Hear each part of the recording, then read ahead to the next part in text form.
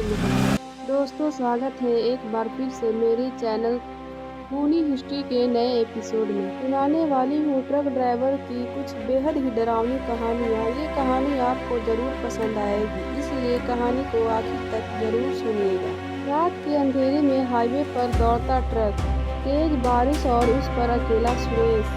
वह एक अनुभवी ट्रक ड्राइवर था जिसने अपनी जिंदगी का आधा हिस्सा सड़कों पर गुजार दिया था। मगर उस रात कुछ अलग था, कुछ ऐसा जो उसकी जिंदगी हमेशा के लिए बदलने वाला था। रात के करीब 2 बजे जब वह एक सुनसान इलाके से गुजर रहा था, तभी अचानक से उसे सड़क किनारे एक लड़की दिखाई दी। सफेद साड़ी में भीगी हुई, नंगे पैर, बाल बिखरे हुए और चेहरा इतना खूबसूरत कि कोई भी उसे एक नज़र में देखता रह जाए। सुरेश ने अचानक ब्रेक लगाए और ट्रक रोक दिया। भाई साहब, क्या आप मुझे लिफ्ट दोगे? लड़की ने धीमी आवाज़ में पूछा। सुरेश को कुछ अजीब सा महसूस हुआ, मगर अकेली लड़की को इस सुनसान हाईवे पर छोड़ना उसे सही नहीं लगा।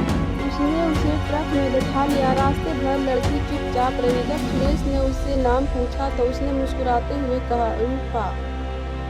कुछ मिनटों बाद सुरेश ने ट्रक के शीशे में देखा तो पाया कि लड़की सीट पर नहीं थी। वह घबरा गया। उसने ट्रक रोका और इधर उधर देखने लगा, मगर वहाँ कोई नहीं था।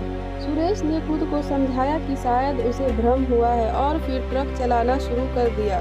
मगर तभी एक झटका लगा, जैसे किसी ने ट्रक के बोनट पर जोर से हाथ मारा हो। सुरेश ने डरते डरते बाहर देखा और उसकी रूह कांप गई। रूपा वही खड़ी थी, वही भीगी हुई सफ़ेद साड़ी, वही बिखरे बाल, मगर इस बार उसकी आंखें काली और गहरी थी, जिनमें एक अजीब सा डर समाया था। तुम कौन हो? सुरेश की आवाज़ कांप गई। तुम मुझे भूल गए सुरेश? रूपा की आवाज़ अब भारी और डरावनी थी। मैं वही लड़की हूँ जिससे तुमने मोहब्बत का वादा किया था और फिर छोड़कर चले गए थे। तुमने सोचा कि मैं तुम्हें ढूंढ नहीं पाऊंगी। सुरेश की आंखों के सामने अतीत के दृश्य घूम गए।